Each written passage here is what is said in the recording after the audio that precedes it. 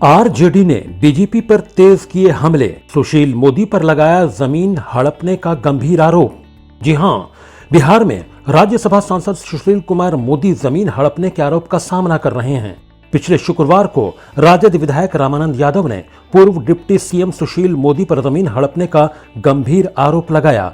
ऐसे समय में जब विपक्षी दलों के कई नेता दूसरे राज्यों में केंद्रीय जांच एजेंसियों का सामना कर रहे हैं, बिहार में स्थिति बदल रही है। यहाँ भाजपा के कुछ नेता आरजेडी के टारगेट लिस्ट में हैं, जिसने हाल ही में राज्य में सरकार बनाने के लिए जेडीयू के साथ गठबंधन किया है।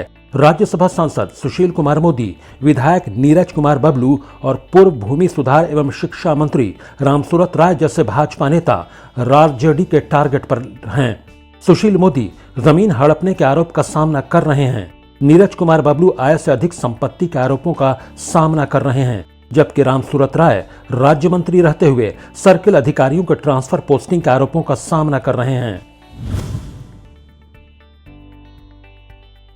पिछले शुक्रवार को आरजेडी विधायक रामानंद यादव ने पूर्व डिप्टी सीएम सुशील मोदी पर जमीन हड़पने का गंभीर आरोप लगाया था। उन्होंने कहा था कि सुशील मोदी बिहार के सबसे दबंग और बाहुबली नेता हैं, जिन्होंने एक ईसाई परिवार की जमीन हड़प ली और एक मॉल बनवाया। यादव ने कहा, सुशील कुमार मोदी ने लोदीपुर और खेतान बाजार में जमीनें हड़पी।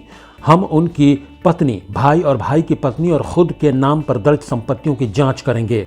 यादव ने कहा, लोदीपुर में जमीन के मालिक 2 व्यक्ति हैं और इसका एक मालिक दिल्ली में रहता है। फिर भी सुशील मोदी ने डिप्टी सीएम रहते हुए ईसाई परिवार की जमीन पर जबरन कब्जा कर लिया। परिसर में एक शिक्षक प्रशिक्षण संस्थान था।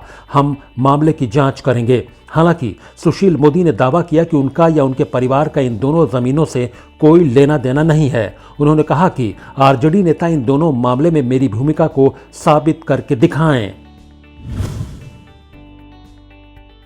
सुशील मोदी ने कहा कि मैं आरजेडी नेता को चुनौती देता हूं कि वो इन दोनों जमीनों से मेरे संबंध या मेरी भूमिका को साबित करें। अगर यह साबित हो जाता है तो मैं ये जमीनें लालू प्रसाद यादव के परिवार को देने को तैयार हूं। अगर आरजेडी नेता साबित नहीं कर सके तो मैं चाहता हूं कि वो सार्वजनिक रूप से माफी मांगे। अगर ऐसा नहीं हुआ तो मैं उसके खिलाफ मानहानि का मुकदमा दायर करूंगा। पूर्व पर्यावरण एवं वन मंत्री नीरज कुमार बबलू आय से अधिक संपत्ति रखने के आरोप का सामना कर रहे हैं, जिसकी जांच आयकर विभाग कर रहा है। सूत्रों ने कहा है कि भाजपा नेता के खिलाफ जांच के लिए आरजेडी नेता पर्दे के पीछे छिपकर आदेश जारी कर रहे हैं। बबलू ने 2020 के विधानसभा चुनावों के दौरान चुनाव आयोग के पास दायर अपने हलफनामे में कथित तौर पर अपनी संपत्ति छिपाई थी। आईटी विभाग के एक अधिकारी ने कहा कि उन्होंने कथित तौर पर अपनी वास्तविक आय को छुपाते हुए 2020-21 के लिए अपना आईटी रिटर्न दाखिल किया था। पूर्व भूमि रिकॉर्ड और राजस्व मंत्री रामसूरत राय राज्य मंत्री के रूप में अपने कार्यकाल के दौरान ट्रांसफर पोस्टिंग के आरोपों का सामना कर रहे हैं। मुख्यमंत्री नीतीश कुमार ने इन दोनों विभागों के 149 सर्किल अधिकारियों, बंदोबस्त अधिकारियों और चकबंदी अधिकारियों के तबादले और पोस्टिंग में कुछ गड़बड़ पाई। इसके बाद सीएमओ ने इसे रद्द करने के लिए बिहार के राज्यपाल से सिफारिश की। नीतीश कुमार ने भू अभिलेख एवं राजस्व विभाग में 149 अधिकारियों के तबादले और पोस्टिंग रद्द कर दिए थे, जबकि आरजेडी ने राष्ट्रीय जनतांत्रिक गठबंधन और जेडीयू की तत्कालीन डबल इंजन सरकार की आलोचना करते हुए कहा था कि बिहार में तबादला पोस्टिंग उद्योग फल फूल रहा है। भूमि अभिलेख और राजस्व विभाग रामसूरत राय के अधीन था, जो नीतीश कुमार में भाजपा कोटे के तहत आए थे। राय ने इसी साल 30 जून को 149 अधिकारियों के तबादले और पोस्टिंग के लिए 4 नोटिफिकेशन जारी किए थे।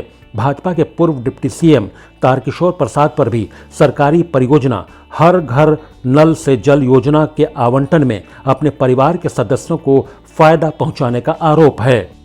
प्रकाश पीयूष के साथ खालिद रजा खान, महुआ आपके लिए, पटना।